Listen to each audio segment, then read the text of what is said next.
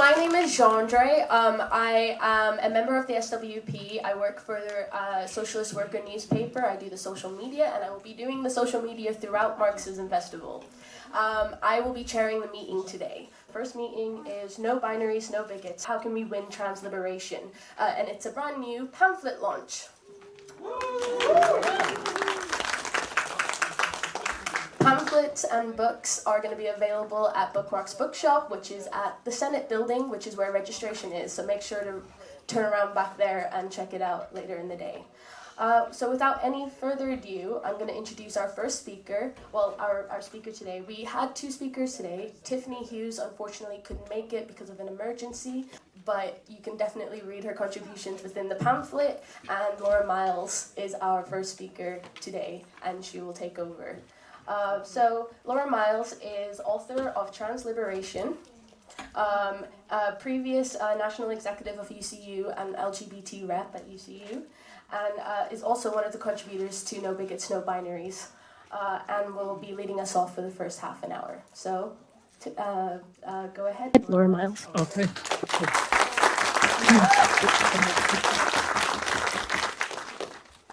Okay, right, thanks, comrades.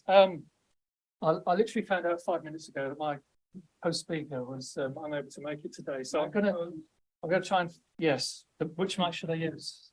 All of the mics are working. Is it fine? Yeah, okay.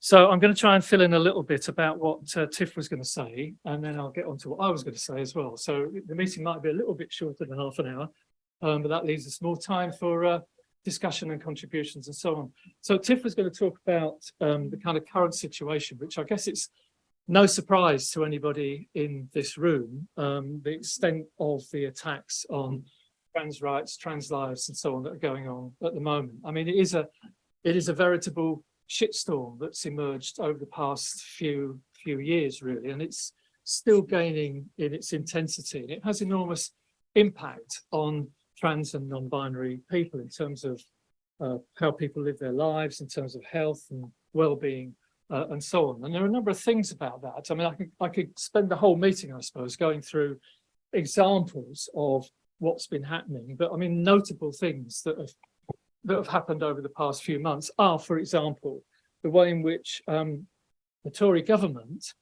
has moved from a position of, under Theresa May, actually, a few years ago, of supporting trans rights to an extent. I mean, they were going to introduce a ban on conversion therapy, for instance. They were going to introduce self-ID to the Gender Recognition Act, which, if people are not aware, the Gender Recognition Act 2004 gives people the right to change their birth certificate and gives them full legal rights if you get a gender recognition certificate. One of the problems with the Gender Recognition Act is that it's now nearly 20 years since that was passed, and it is out of date. The terminology is out of date, and it doesn't include self-ID. So if you want to get a gender recognition certificate, you have to apply to a faceless panel. You never know who's on this panel.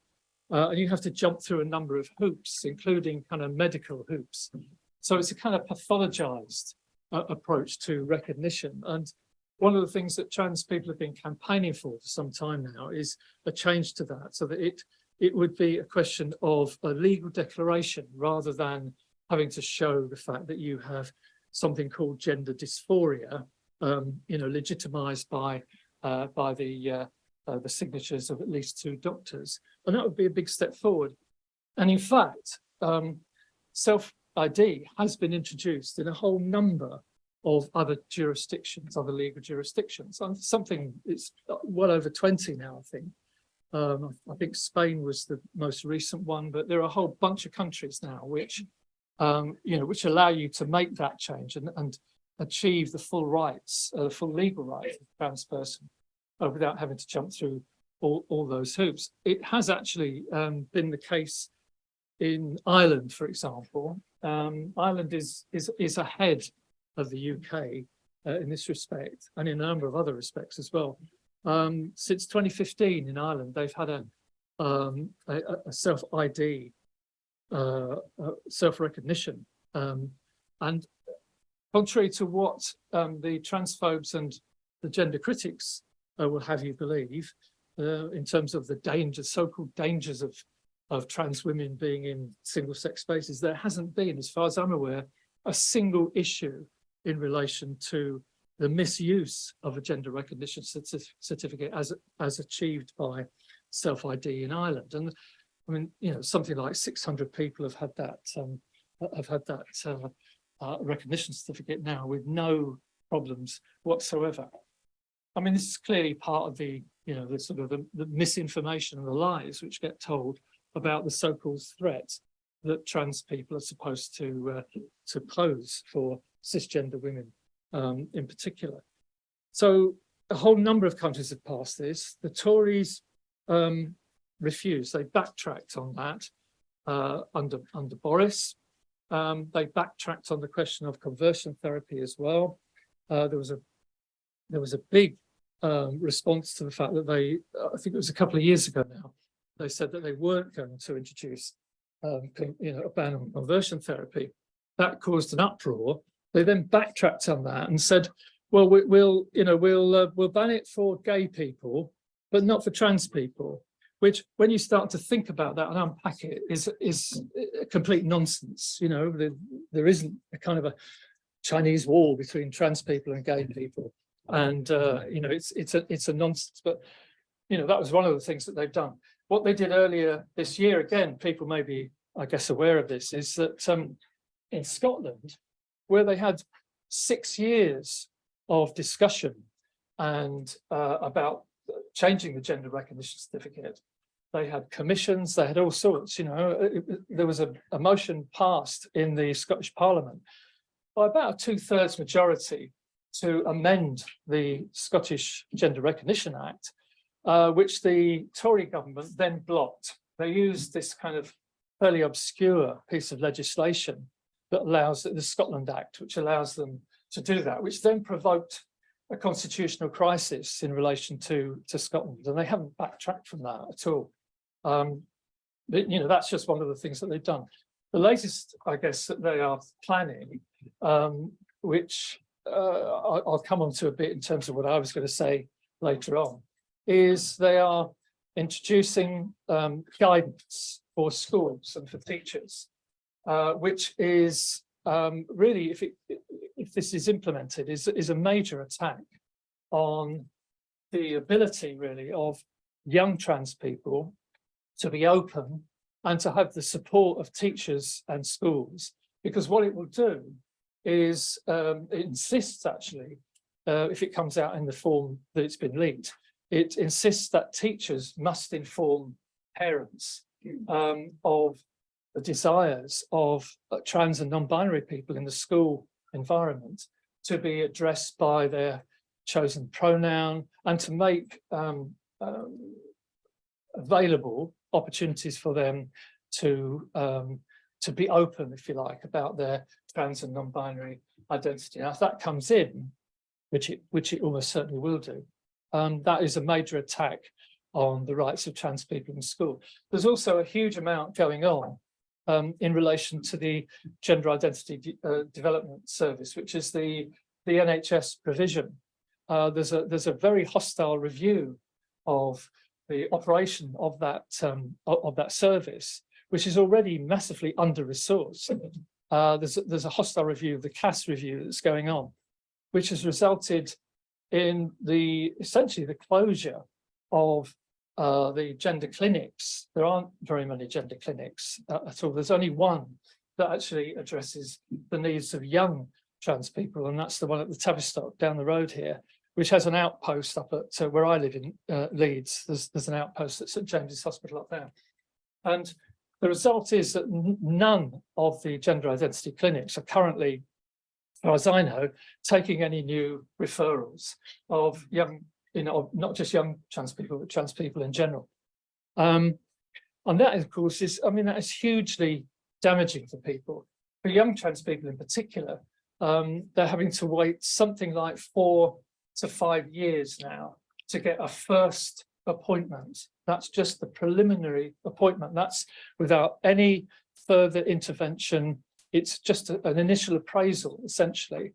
Now, 4 or 5 years, if you're somebody who's I don't know, 12, 13, 14, 15, and needs that sort of help, needs that kind of affirmative support, and you're not getting that, or you have to wait 4 or 5 years before you even get to the clinic. This is enormously traumatizing, and it's going to drive many young people to severe mental health problems, mental well-being problems, and we will see the cost of this, of course, will be in terms of suicides and attempted suicides. In the book, I talk about the prevalence of suicidal thoughts amongst many trans people. There's a figure that I came upon, which is something like, I think it's over 40%. People argue about the figure, but certainly more than 40% of trans people contemplate or actually commit suicide at some point during their lives. And the removal of that kind of support and affirmative care can only be massively damaging for people. There was also, some years ago, there was a court case brought by somebody who was a detransitioner, which resulted in the NHS basically cancelling the availability of what are called puberty blockers for young people. By the way, nobody gets gender affirmative surgery who's under 18, and nobody gets cross-sex hormones either until they're at least 16.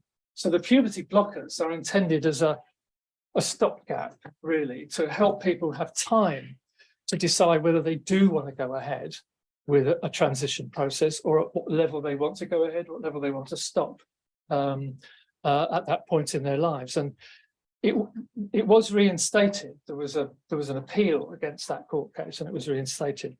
But actually, that had an incredible damaging effect on young trans people and their families. In addition to all this, of course, there's a whole series of court cases that have been brought and are still pending in some cases, which are attacking organisations which support young trans people. So Mermaids, for example, which is the organisation for young trans people and their families, has had its status as a charitable organisation challenged. Stonewall, if you like, the establishment, if you like, LGBT plus support organisation. Up until 2014, Stonewall didn't address trans at all. It was only LGBT. From 2014, 2015, they've had somebody, they've had a unit which actually addresses help for trans people. I think they've done a really good job as kind of ambassadors for trans people for the most part. But again, they've come under enormous attack, and the Tory government and the so-called equality ministers that they've had, the latest being, of course, Kemi Badenoch, who combines her equality work with being business secretary. Quite how she does the two jobs. Well, she doesn't do the two jobs, does she? Because she's only interested in attacking equal rights. They've been, chopping away at Stonewall. They've been getting the various government departments to disaffiliate from Stonewall, etc. And this is all part of a massive kind of political and ideological attack on trans rights. Trans are not the only group that's being attacked. The other major group, I guess, is migrants and refugees, isn't it? Because those two groups are the ones which are the targets of the attacks from the right. People no doubt want to talk about where the attacks are coming from. I want to make the point that the attacks originate and are largely carried out by the right and the far right. If you look at the history of where the attacks come from, it began more or less actually it goes back a lot further than that. You can go way back to the 70s actually, and you can see the attacks within the women's liberation movement against trans women at that time. But the most recent stuff has originated around about 2014, 2015, and it emerged when really the right and the far right on a number of issues were kind of on the back foot, because, you know, progressives and the left had made quite significant advances around things like abortion rights, same-sex marriage, and so on. And the right and the far right were, you know, quite obviously really on the back foot. And they quite consciously, you know, far right and right-wing organizations, conservative organizations in the US, people like the Alliance Defending Freedom and other organizations like that, very well-funded right-wing organizations, decided that they would pick up on trans rights, in particular trans rights around sport and involvement in sport, as an easy option, a wedge issue for them to drive an attack into the LGBT plus movement generally, and of course to allow them to more easily attack women's rights. And that's been going on ever since. In the US, you know, we saw last year the attack on abortion rights. I mean, you know, the kind of horrendous result of the attack on Roe v. Wade, which has led to an avalanche of states which are, you know, are outlawing, in effect, outlawing any kind of abortion rights in the US. And this has been pursued around trans rights as well. Currently, there are something like 450 legal bills in Republican states in the United States, which are lined up or have already gone through, which attempt to take away the rights that trans people have to take part in school sports, for example, to access healthcare, to be able to use single-sex spaces, which, by the way, trans people have been doing without any problems for decades, but which have been flagged up on the false belief and the false assumption that somehow trans people, particularly trans women, but not only trans women, but the dangers that we are alleged to pose towards you know, women, cisgender women in single-sex spaces. I mean, none of these arguments hold water, by the way. I mean, you know, the attempt to outlaw trans people from single-sex spaces, of course, that massively makes life much harder for trans people. I mean, I know of trans people now who worry about even going out of their front doors to do some shopping in town, because they worry that what if they need to use a toilet? I mean, it's basic stuff like that. Where do you go if you feel you might be challenged or attacked or harassed for using, you know, a public toilet? That's the kind of impact it has. And it also, by the way, has an impact on cisgender women who don't conform to the notions of, you know, stereotypes of femininity, also find themselves challenged in these situations. And if you go on social media, you'll find lots of examples of women saying, you know, well, because I had short hair or because I was wearing trousers, you know, I was challenged in the toilet by some bigoted zealot, you know, who decided that I shouldn't be there. And this is, you know, this is the kind of impact that it has. And you find, you know, I see discussions on social media with people saying, you know, maybe I should move away from Britain, which has become termed as Turf Island because it is particularly bad. Maybe I should go somewhere else. Maybe I should move to Ireland. I know one or two people have seen, you know, could I possibly get, you know, Irish citizenship because of my ancestry, you know, or should I detransition? You know, people saying, should I detransition? I mean, people, the gender critics and others talk about people who detransition, which is a tiny, tiny number of trans people, by the way. And when you look at the reasons for people who detransition, it isn't because they've decided that they're not trans or non-binary any longer. It's because they can't actually deal at that point with the level of transphobia that they're getting from their families or from their workplaces or from their communities. And they feel that, you know, for their own safety, really, they need to transition. And obviously, we as socialists, we want to fight against all of that and fight back. And I'm kind of proud to say, no, I had 15 minutes already. All right. Right. Maybe I better move on to what I was going to say. That's just a bit of the background, and as I said, I could go on and on and on about that, and I'm not going to. So I'll get on to what I said, because I want to address some of the issues around the kind of the politics of the trans activism and trans movement, because I think there are some issues there that we as socialists, we as Marxists, need to kind of seriously address. Okay, so I mean, it is still Pride Month. June is Pride Month.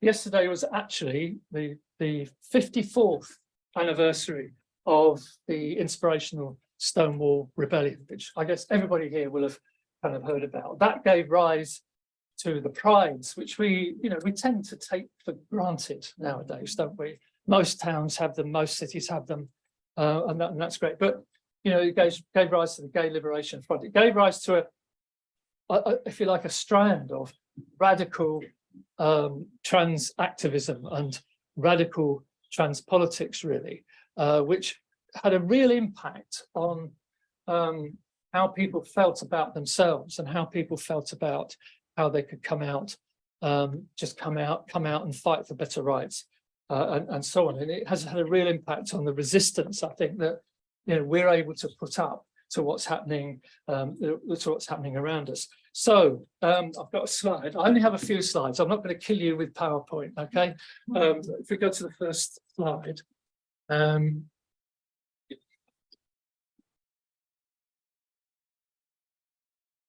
There we go. Right, this is a couple of pictures from the Stonewall Rebellion, which wasn't just one night, by the way. It went over several nights. And it was, it was essentially against police harassment and, of course, societal marginalisation. It was against the police force that was homophobic, transphobic, misogynistic, racist. Not a lot's changed, has it? And it had that massive impact, and it had a huge impact as well on the campaigns that came afterwards. The campaigns that in the 80s, the late 80s in particular, and into the 90s, that fought against the huge level of homophobia that existed in the 80s around the HIV and AIDS epidemic. It led to organisations like ACT UP and so on, who were really influential in challenging the homophobia and the transphobia that was coming from the government and from the general society at the time. I mean, it's probably worth saying at this point that, I mean, in fact, actually Stonewall wasn't the first resistance by trans people. You can go back further than that. You can go back to fight backs like the Compton's Cafe riot. If you haven't heard of that one, look it up. I mean, that was a great piece of resistance which took place 3 years before Stonewall by trans people who were kind of denied access to Compton's Cafe, and they fought back, and there was a major riot there at that time.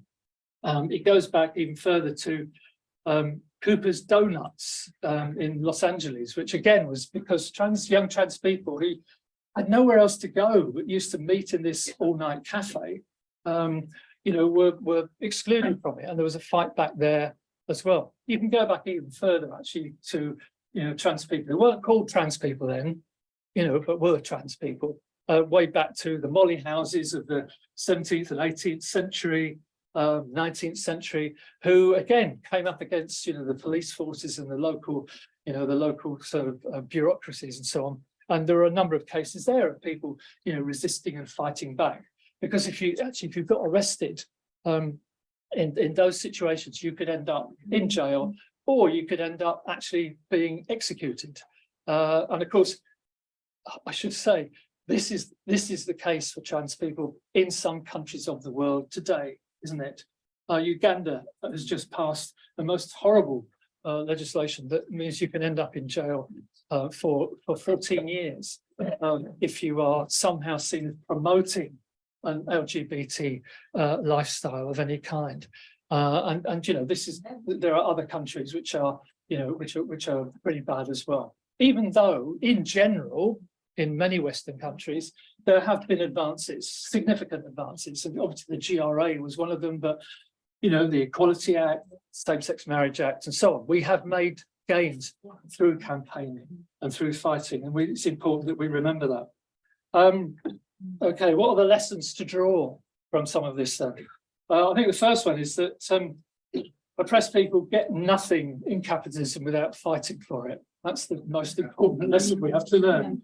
Second one is that there is a radical tradition in LGBT plus politics in which trans people have actually been prominent. Stonewall was prominent, you know, people like Sylvia Rivera, Marsha Johnson and so on were kind of, you know, deeply involved in the gay liberation front that came out of that and on the nights of riot itself.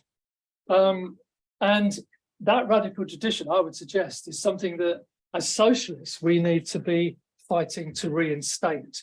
You know, we need to make the argument really that, you know, prides should be about protest. Despite the fact that we have made big gains, we can see from what's happening around the world for trans people in particular, that these can be rolled back. You know, they can be attacked. That when the regimes and authoritarian regimes and so on want a scapegoat, they will attack minorities and, you know, marginalized groups like trans people and others. And that, you know, we have to fight back against that. We have to fight back against the kind of corporatization of prides and the sort of enormous amount of pinkwashing that goes on around prides as well. I mean, you know, I'm not against a good day out, you know, prides are great, have a good day out, but actually let's remember that we need to think about solidarity for, you know, people who are, you know, marginalized, have to flee, you know, many refugees actually are gay or, you know, are gay or trans. And, you know, people knows how to talk about that, but, you know, having to try and prove that you're gay to the immigration authorities or that you're trans is an uphill battle. But as I've already said, there's a major backlash, a real shitstorm that's going on currently against trans and non-people. And crucially, that this hatred is driven from the top, from elements of the capitalist ruling class and the political right and the far right. And we've seen the way in which the far right has latched onto a whole series of events. You think about the Drag Queen Story Hour, for instance, and the way in which Patriotic Alternative and other sort of fascists have attempted to get in and influence and try and stop them, but try and influence those people who are kind of broadly kind of gender critical and so on. We had this in Leeds actually, gosh, last year sometime now, but I'm sure, and I've seen it in lots of other places, we've turned out, you know, very large numbers of people to oppose them, and that's been fantastic. You know, it demoralizes their side. In Leeds, I think we had something like 300 or 400 people turn up to oppose, you know, 40 or 50. They look rather sad actually. After 4 hours of our comrades shouting at them through megaphones, they slunk off. But, you know, you can see the involvement of the right and the far right. And if you look at a lot of the gender critical stuff, including some of the books that have come out from their side, they are riven with anti-Semitism as well. Anti-Semitism is deep in the gender critical movement. And, you know, it's a pathway from, you know, apparent liberalism in some cases to the right and to the far right. And, you know, it's extremely dangerous. I want to really, in the last whatever I've got, 5 minutes, good grief, directly address the element of you know, what we mean by liberation and how we get there. I'm skipping through lots and lots of stuff here. I want to start with the fact that I think it's the case that we are not, as the SWP is, you know, as a revolutionary Marxist organisation, it's not the case that most trans people have the same political outlook that we have. Most of them are coming from some sort of identity politics, a notion that the way forward is broadly, you know, more trans faces in high places, if you like, rather than recognising where oppression lies and how it generates, and the roots of oppression, which lie inside, very, very clearly lie inside the development of class societies and the role of the nuclear family in capitalism. They see, and it's understandable this actually, they tend to identify with other trans people and look for kind of safe spaces and so on, which is perfectly understandable and something that we need to be sympathetic and supportive of. But it doesn't actually address the question of how we best fight back against oppression, and in particular, how we best fight back against transphobia. Fundamentally, I mean, needs restating briefly. I mean, capitalism is an economic system that coerces our labour power to create profit. All profit derives from the labour power of the working class. It's Marxist labour theory of value. The oppression of trans people, which actually hasn't always existed. I mean, we can go back into earlier forms of society, you know, hunter-gatherer societies and so on. I do that in the book a bit in one of the chapters. It's, you know, it isn't the case that there was the same levels of hostility and ostracism against people who were not, you know, part of the gender binary. It appears that in many previous societies, and some other societies into quite recent times actually, there was a great deal of toleration and in some cases even respect for people who were trans. Actually, you know, that the LGBT plus trans plus oppression has deepened and emerged as capitalism, you know, as capitalism developed, because it's seen as a threat. It's deeply embedded in the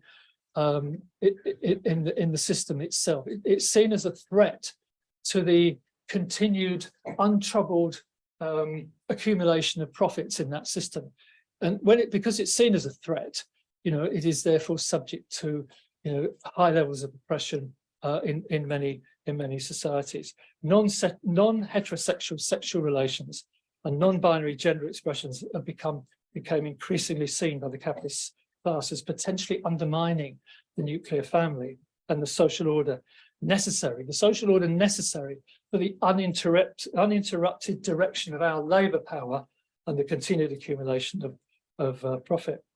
What does that mean in the last few minutes I've got? It means that transphobia is integral in the system, systematic in the system, to the production and reproduction in capitalism, the reproduction of the working class. It helps the ruling class to maintain their control. It's not some sort of add-on, is what I'm trying to say, that can be fought in an isolated way. It is something endemic to the system. And that means that fighting transphobia, like fighting racism or misogyny, is actually in the interests of the whole working class, not just trans people. We don't agree with those who say that only people with the lived experience of an oppression have a right to express views about that oppression, or worse, that this ought to be some kind of qualifying condition for fighting that oppression. You know, we see it as actually integral to the fight to challenge the system as well. I'll just finish with a concrete example, if I can, of how we think the fight back can and needs to be built.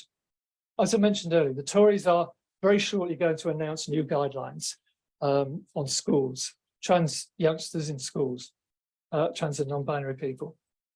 It's really, really important that the teaching unions, National Education Union in particular, I guess, spearheads a collective resistance through branch and conference motions, through non-cooperation with the guidance, and active solidarity for teachers who are threatened with discipline for non-compliance with the guidelines, because this is going to face teachers come next year. You know, what are you going to do if a trans or non-binary student comes to you as somebody they can trust, and you're required to tell the parents, even though those parents may well be transphobic? How are you going to address that? This is an actual concrete question, isn't it? Can we just move on to, yes, I've missed out loads of stuff, but we move on to number 5, if you wouldn't mind. Thanks very much. I've got these. Number 5 here is from the film.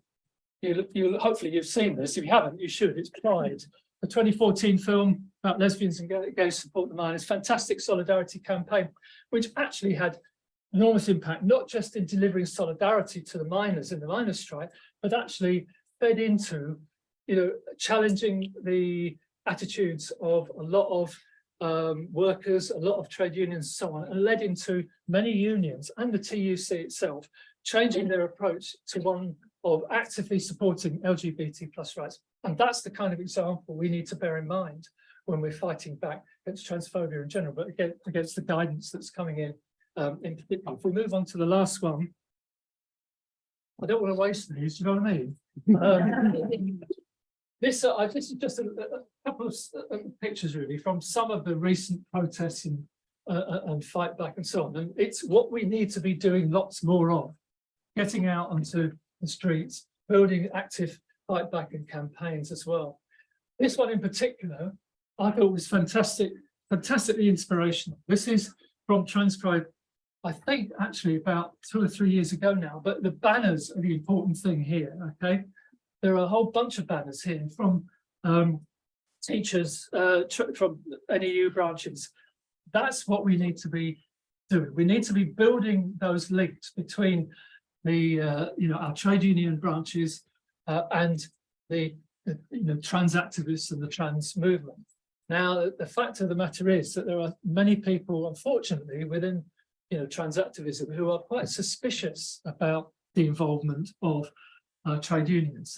They discourage, and we had it in Leeds actually, they discouraged us taking our trade union banners down to Trans Pride. And I think this is something that we have to address sensitively. We have to understand that people are coming from this kind of identity theory background where they think that, whatever your identity is, whether it's woman, black, trans or whatever, is kind of the key thing, the key divider, if you like, between, your particular identity and everybody else. It's understandable that young people have that initial view, if you like, because, you're coming out, you look for people who are like you want to socialize with people like you want safe spaces with people like you. But actually, if you pursue that politics to its logical conclusion, it leads to separatism.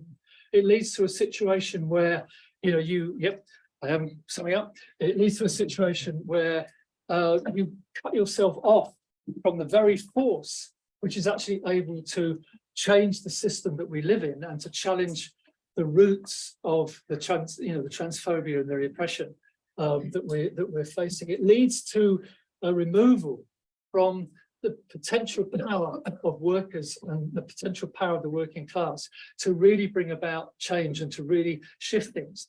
Now, what I'm not doing, I'll finish on this really, I'm not suggesting that, that we separate the fight for changing the world, which is essentially what the SWP is about, isn't it? Marxism is it's a theory and practice of liberation, isn't it, for all of us, whatever our background and so on. I'm not arguing that we separate that off from the day-to-day fight against transphobia. We obviously have to fight against the attempts to roll back the rights of any minority, any oppressed group.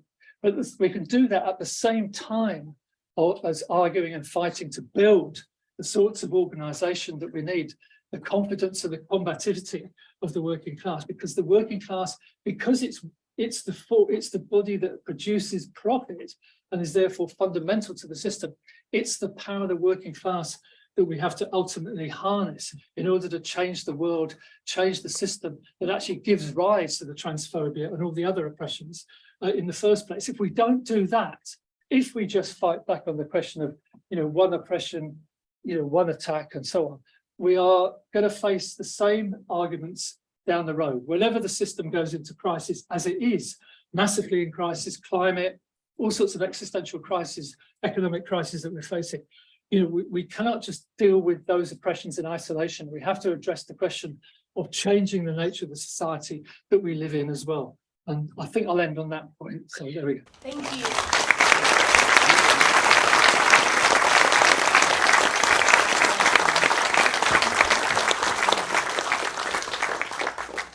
Before I open the floor to discussion, questions, contributions, I just want to ask you to turn to your neighbor and talk amongst yourselves for about 2 minutes, your thoughts about the meetings. Go ahead.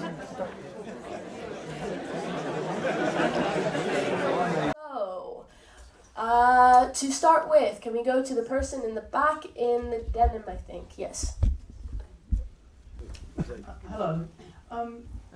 I think one of the single most important thing to get across to the bigoted MPs that are targeting trans people is the fact that people aren't born definitively boy or girl. That there are people who are born indeterminate, and there are people who are born with what's called ambiguous genitalia.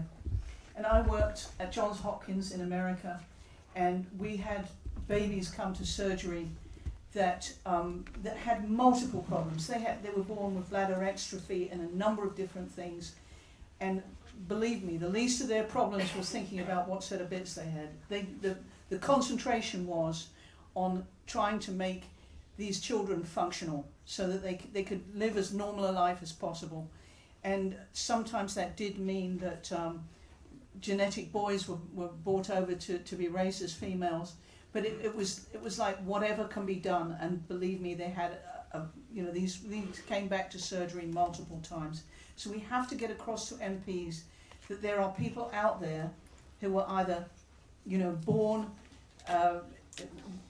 with ambiguous genitalia or born intersex. They just don't even bring those into the equation, and I think that's really, really important. Thank you. Thank you.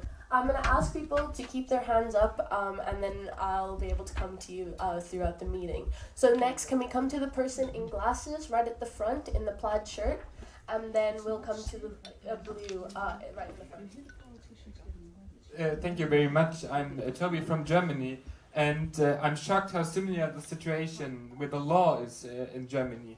And we don't have this big turf movement as itself, but we have far right fighting like this genderism, because in the German language you have a masculine form and there's the fight in the speech, but we have a very large liberal like the liberals try to get into fights and try to take it over from the socialists, and we don't have any strategy of how to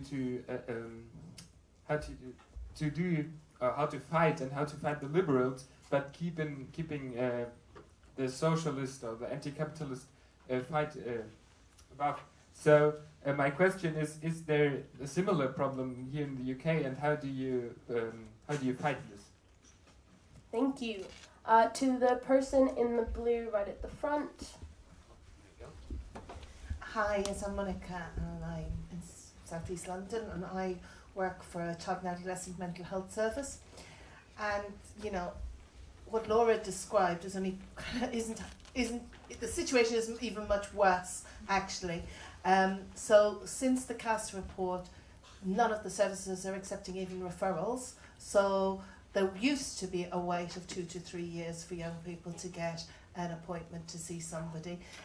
Since the beginning of the CAS report, so we've had about 2 years of no service accepting any referrals at all. So heaven knows when the new service was supposed to open in the springtime. Now we're being told it's going to open in the autumn time, but there are no services. And even when that service opens, they're saying that actually most young people can be seen in a CAM service, a mental health service. And I think there's real problems with saying that trans young people have got mental health problems, but they don't have a mental health problem actually. For some young people do have mental health problems, as Laura described, from transphobia they suffer, or just from other things at all, anxiety, other things that all other young people come to us with.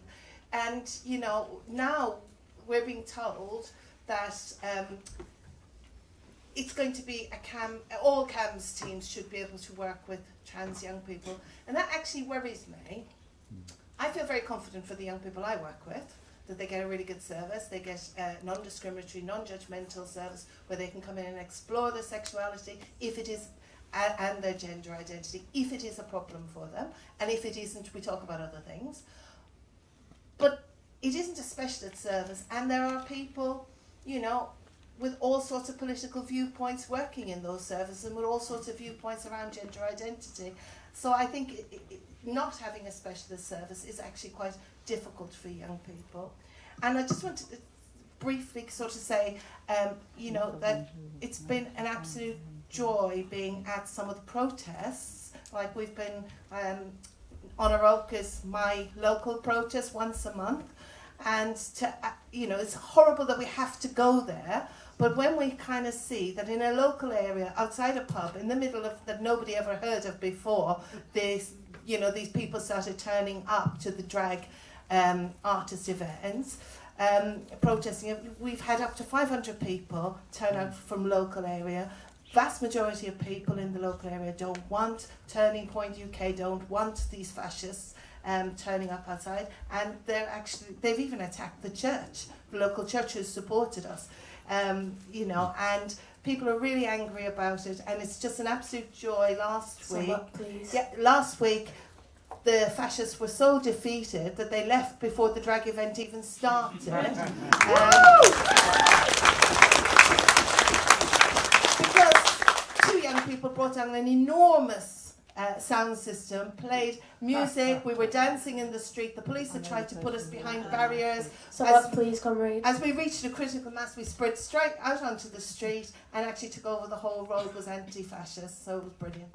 Thank you. Can we bring the roaming mic to the front here with the cap and the black Adidas shirt, and then we'll bring it to the person in the denim right at the front. Hi, thank you very much. I'm Max. I'm German, but I'm with the comrades in the Netherlands with the International Socialists. And I just wanted to comment on some things that are like some developments in the Netherlands, and I wanted to see what the similarities are here in the UK, maybe. So for many years, the far right and the conservatives in the Netherlands have always pretended to be very like queer positive, and interestingly, like they were like saying, you know, gay rights have always been a part of Dutch identity or something like this. And interestingly, they've particularly been using this in arguments against migration and against, well, in kind of an Islamophobic way. And now recently there's a change in that, right? So that the far right is kind of successfully mobilizing parts of the conservatives in the so-called center to also start attacking drag queen story hours, having protests against them with, you know, really vile posters saying something like LGBT is child grooming or something like this. And yeah, I just wanted to ask if there's a similarity in this in the UK, because you've also talked about how there was a period where the Tories were kind of at least pretending to be like queer positive, but now that's changing. And I think that's happening all around Europe and all around the world, actually, that there was a kind of relative period of acceptance, or at least kind of superficial acceptance, and now there's kind of conservative backlash, and what the strategies against that are. And I also wanted to quickly share, I think this point of there being this wedge issue, that trans rights are like a wedge issue that also is supposed to divide the LGBT community, is really important. I keep hearing and seeing people arguing like, oh, really, like, gay and lesbian rights are like fine, but actually trans people are a whole different issue, right? And I think as socialists we really need to like break this idea when we talk to people and when we organize with people, and like organize as workers in a unified way. Quickly, maybe to round off, in Groningen we were co-organizing Queer Pride Groningen for a couple of years now with a local feminist group and some other political groups. It's a pretty small pride, but we were able to kind of repoliticize the spirit of pride and make it a pro-migrant, pro-Palestine, like pro-black liberation pride, and also kind of have a kind of more anti-capitalist worker element in it as well. And I think that still needs to be expanded, but where you're not able to do that because maybe there's a bigger pride already, I think it's important for us to go to pride protests and kind of have an intervention as socialists, and show young people that there's a different kind of politics than the liberal identity politics, and that socialist politics are an alternative for people. Thank you very much. Thank you. Can we bring the mic to the person in the denim in the front, and then the person in the third row with the white shirt? But yes. Yeah, thank you, comrades. I'm Sky from Manchester, and I'd like to thank Laura for her meeting. And it's a shame that Tiffany couldn't make it. I mean, I think this meeting's really an important meeting to have, especially with the sort of sharpness of the attacks on trans people, but also LGBT people as a whole in Britain and internationally. And although the picture is a very bleak picture that we've seen, I personally have a lot of hope for the future that we're seeing today. I mean, the pictures that Laura showed were of trans pride two years ago now. I'm trying to judge by what I was wearing in that picture. It was 2 years ago, and that was 15,000 people marching in London. And the most popular slogan on that march was LGB with the T, arguing for unity of the movement.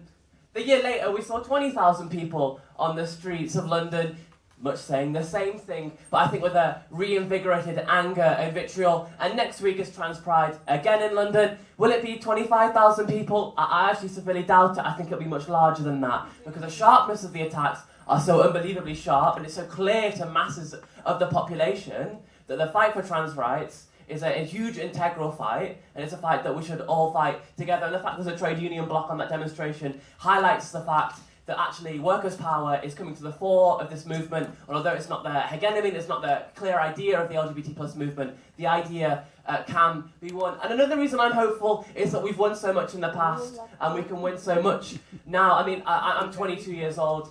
10 years ago, we got equal marriage. I'm sorry, but equal marriage was it was kind of a piecemeal reform, but it's an incredibly important thing that we've won. I mean, if you look even a little bit further back than that, in 2004, we got the Gender Recognition Act and the Equality Act of 2010.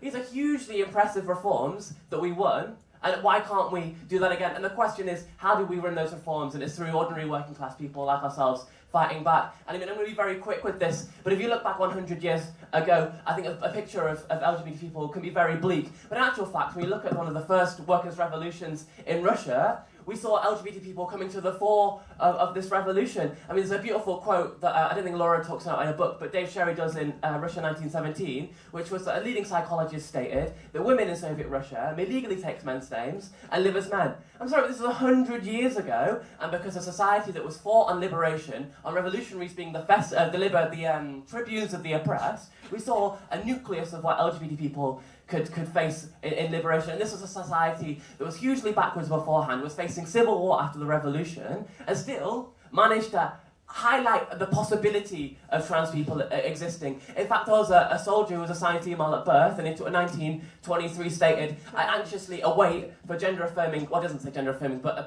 for the ability to change sex, as I've been accepted so far as a man in this society. This is 100 years ago, and we won so much in such a short amount of time. We can do the same if we organise and fight back. Thank you. We take the mic to the person in white in the third row. Yeah, thanks so much. It's awesome to hear from Laura. I've read your book, and it's great to hear from you in real life. I'm from Australia, Gadigal land, the IST group in Sydney. So yeah, really excited to be here. I just wanted to, just agree with what Laura said about, the far right feeling on the back foot, a decade ago, and wanting to kind of get a wedge back in after losing on equal marriage. But I think as well, it comes, they get their oxygen from the establishment. We've our main kind of Murdoch rag in Australia, The Australian, has a whole section where they just bash trans people every single week about how they're a threat to women, to children. So that's kind of trickling down from above.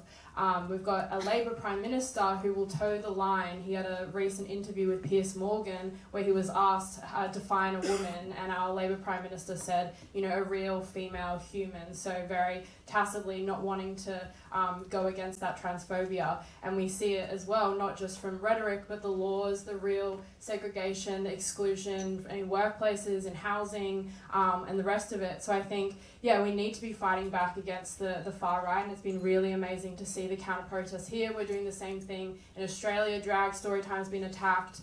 Queer comedians have had to cancel things, and we're saying, no, we need to fight back. We need to have counter-rallies. But also, the person I was talking to here, we're talking about how we need a positive, militant fight for trans inclusion in society, and we need to link that up with the organised working class. And I just wanted to give a story of kind of hope from back home. The university that I attend, there was a long kind of campaign, a strike campaign for better wages, above inflation, kind of better conditions for the staff there. And they also had a demand for gender affirmation leave. And I think that was an amazing kind of example of how we fight for trans inclusion, because obviously, you know, transitioning can be a time where the social oppression, transphobia, can get, you know, compounded. You might have to drop out of your paid employment. You might face challenges with housing, and that's not even to start on getting the affirmation, care and access to healthcare and the rest of it. So I think that fight really, you know, took the fight against transphobia into the workplace to say, you know, there was actually there's TERFs in the union, you know, but I think saying we need to link arms together to fight the bosses, because the bosses are the ones degrading our working conditions, trying to cut our pay, trying to attack our education, and they're also saying that, you know, this gender affirmation leave is some high in the sky demand. It's out of step with the community norms, and so I think that fight, which they won, by the way, they got 30 days, 30 days of gender affirmation leave for all staff, which is now being spread across the university sector. It's being, you know, we're having rallies to say that needs to be generalised in all workplaces. All trans people should have the right to paid leave to get whatever support and access they need. So I think, yeah, linking up with unions, having a kind of a broad-based fight for trans rights and trans inclusion would be an antidote from, you know, the transphobia that comes from above, the transphobia that comes from the system, and yeah, not just the, you know, the far right that it gives oxygen to. So thank you so much. And Thank you.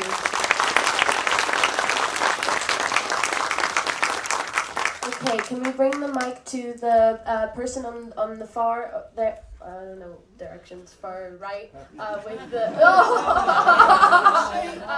with the white shirt. Yeah, yes. And sorry, apologies to everyone. This will be our last contribution, but there'll be plenty of meetings like this throughout the weekend. Thank you.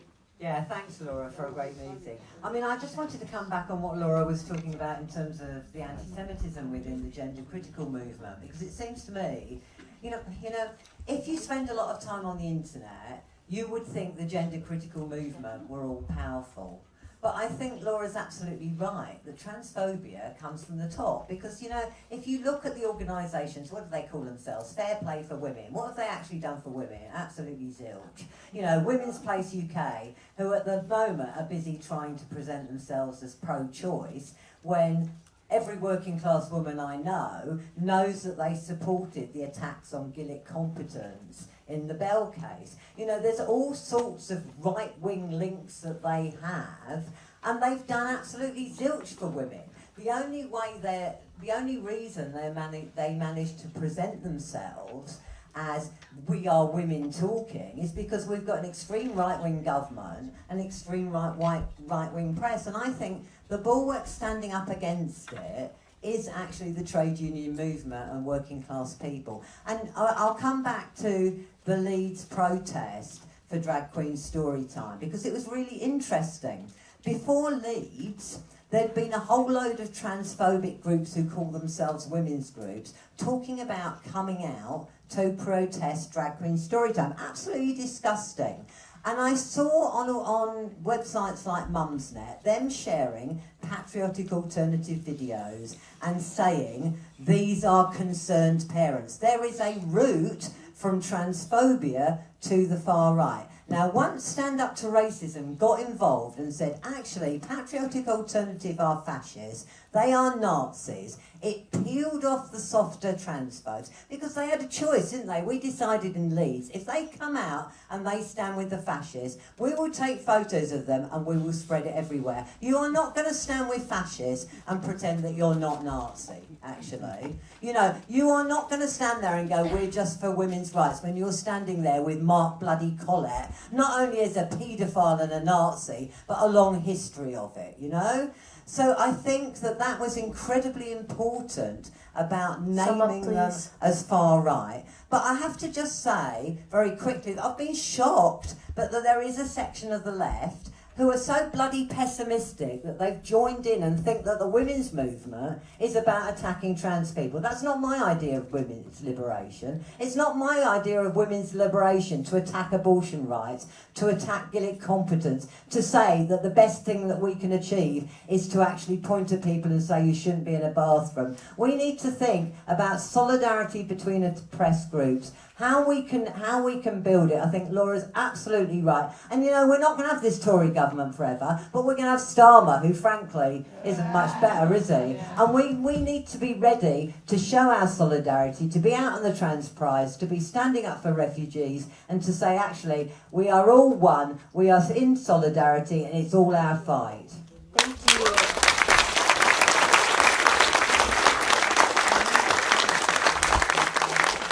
Thank you all for your contributions. Apologies for not getting to everyone, but there'll be plenty of time to discuss these issues throughout the weekend. So before I bring Laura back in to sum up, I just have a few announcements. And first off, the opening rally of Marxism 2023 it starts at 7 tonight.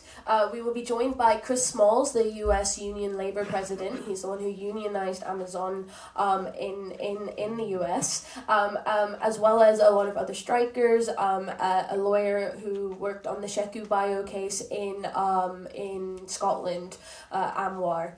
And so it will be a brilliant rally, and it will really set a mood for the rest of the weekend. So make sure you get down there. It'll be at the Friends Meeting House. The address is on your timetable. And then also make sure to grab your books at Bookmarks Bookshop, which is where registration is, and there will be pamphlets.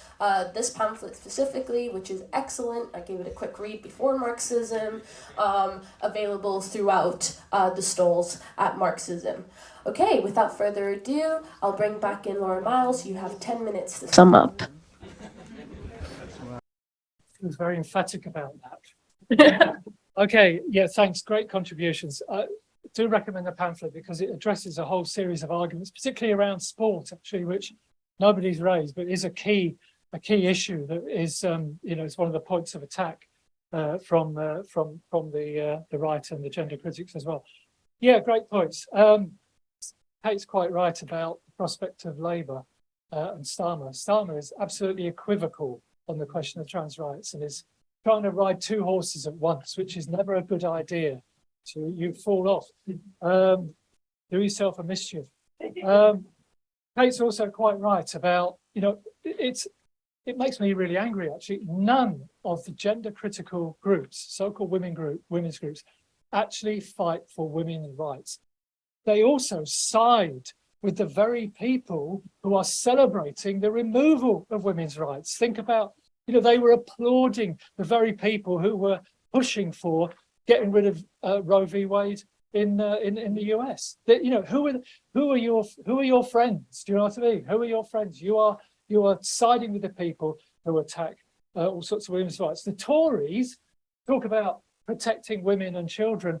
They're the very people. We've had 12 years of austerity that has slashed domestic violence refuges and funding for all sorts of issues. Who's bearing the brunt of the austerity? Women are bearing the brunt of the austerity, and they have no interest in supporting women. They have no interest in the gender pay gap or whatever. Actually, these are the people being applauded by the gender critics. I have to say, I think they're trying to claim the mantle of feminism as well. I mean, Women's Place UK had a conference, didn't they, 2 or 3 years ago, 4 years ago, where they tried to relaunch. They were relaunching the women's movement. I mean, actually, they have no right to claim the feminist mantle. Within feminism, there are good feminists arguing for trans rights and against the gender critics, and we need to remember that. People like Sarah Ahmed and others. Now, we don't agree with them on some of what they say, but actually on this, they're very clear and they're very sharp against the awful stuff that's coming out of what purports to be gender critical feminism. I was interested in what the comrade from Australia said, because you had Posey Parker, didn't you? Come and do a tour down there recently, and I thought you dealt with her extremely well. Because she was run out of the Antipodes, basically, wasn't she? She had, I think she had orange juice or something poured over her head or whatever. But by the way, that tour of hers, she was offered finance from CPAC, which is the Conservative Political Action, the far right kind of body, one of the far right bodies in the US. And I don't think she actually took it in the end, but she, they were falling over themselves to offer her money and others like her. Money to do that. I didn't mention, but of course, the current wave of strikes, which we've seen in this country, are also clearly a fantastic potential antidote to, the whole attack on trans people. Because if you're stood next to somebody on a picket line who's trans or non-binary, actually you stand shoulder to shoulder, you link arms, you know who your enemy is, don't you? Your enemy is the boss. Your enemy is the Tories. It's not that person standing next to you. I mean, this is one of the lessons from any strike action, isn't it? That, we are stronger when we fight together and we stand together. Solidarity is the kind of key to undermining, the oppression and the transphobia and the homophobia and so on. One of the reasons that the far right have latched on to gender critical bigots really is because they share the same approach of sex essentialism.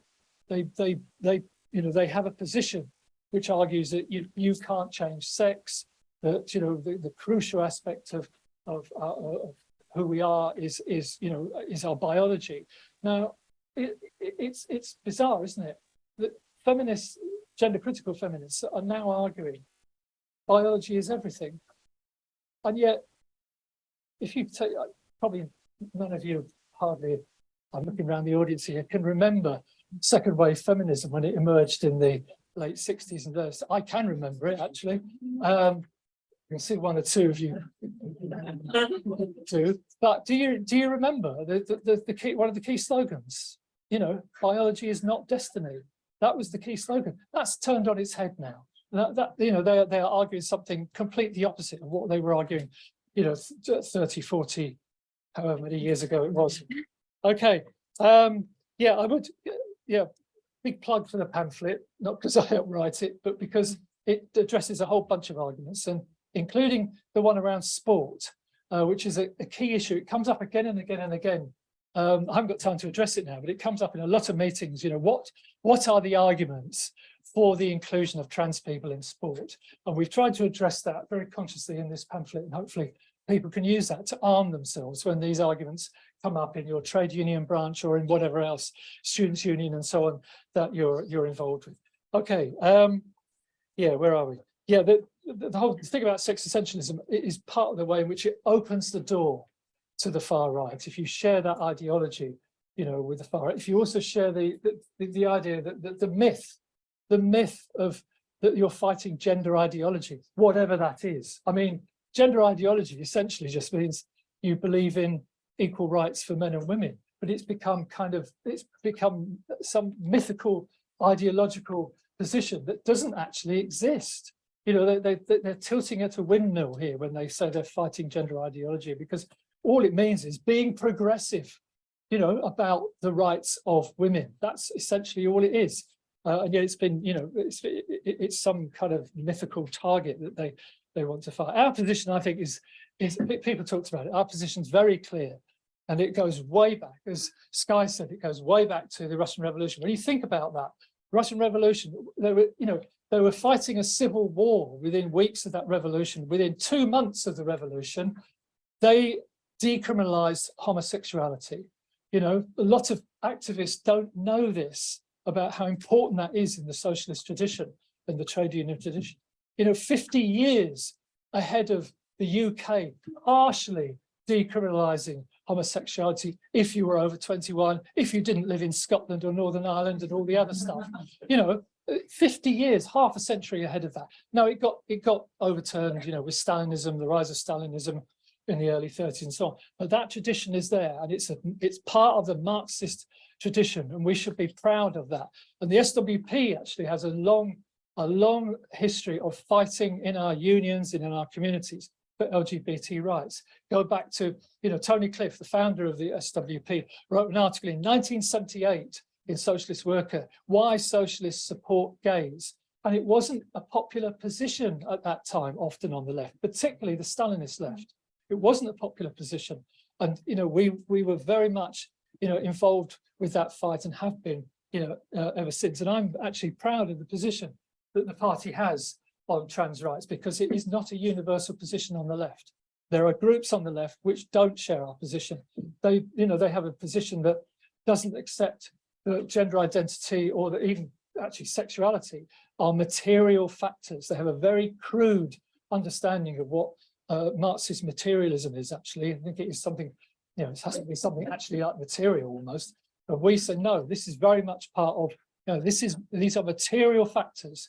And, we stand, full score with the Marxist understanding of that comes from Marx and Engels through Lenin and so on. Okay, people talk, I am actually, I'm actually quite, I hesitate to use the word positive, but I am optimistic that we can win. We can fight and we can win. I see a lot of pessimism around, lots of pessimism, which I think is unfounded. Okay, things are bad. The attacks are vicious, they're damaging, they're horrible. But if you look at, for example, public attitudes, they're not swinging the vast majority of the public behind their transphobia. It's not the case. Most people still are either supportive of trans rights or fairly non-committal, They're not swinging behind that position. These voices, these gender critical and transphobic voices are a minority. They're a loud minority because they have the ear of many people in media and many people in government. But they are a minority, and they're a minority without logic. When you apply a kind of socialist Marxist logic to what they're saying, it doesn't hold water.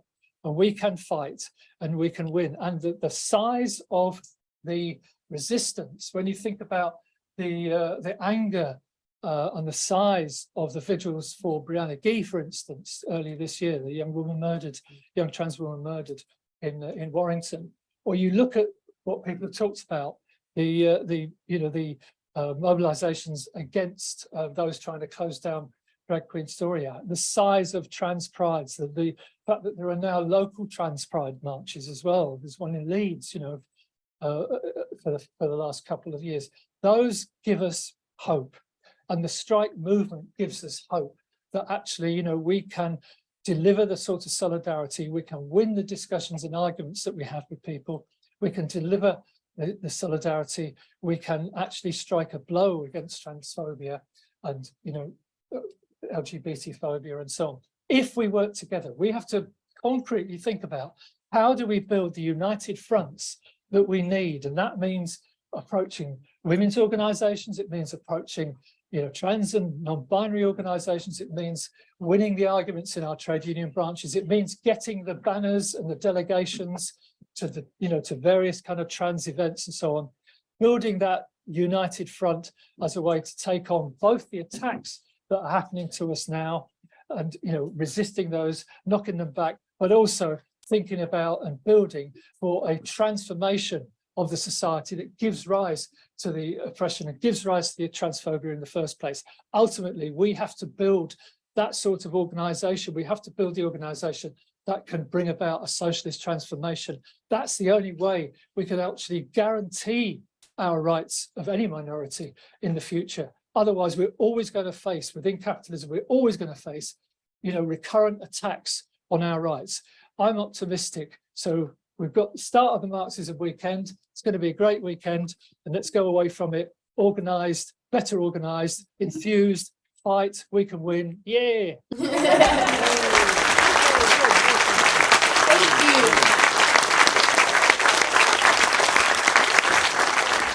So that's a close to the first session of Marxism. You have about half an hour break, and then you make your way.